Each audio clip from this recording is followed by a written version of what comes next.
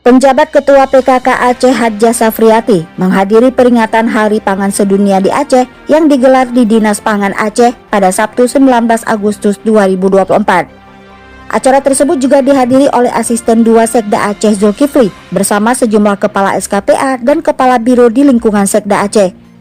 Rangkaian acara diawali dengan senam sehat yang diikuti oleh masyarakat umum dan pelajar.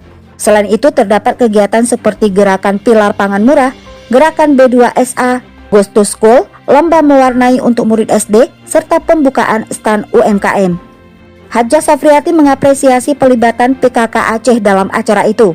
Dalam kesempatan itu, Hadja Safriati juga memberikan edukasi kepada siswa SMA 3 Banda Aceh tentang pentingnya pola makan yang bergizi untuk mendukung pertumbuhan mereka.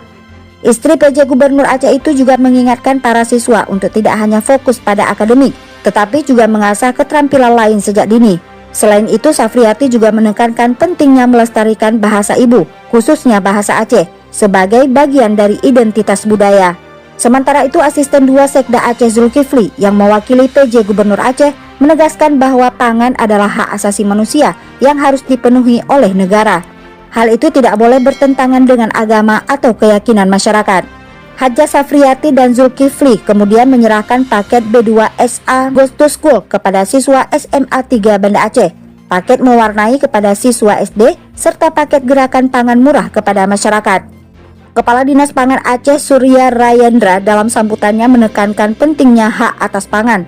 Surya juga memaparkan beberapa prestasi yang diraih oleh Dinas Pangan Aceh, di antaranya sertifikasi laboratorium terbaik, penghargaan panel harga terbaik dari Bappenas, serta keberhasilan pelaksanaan program Jenius, gerakan edukasi dan pemberian pangan bergizi untuk siswa.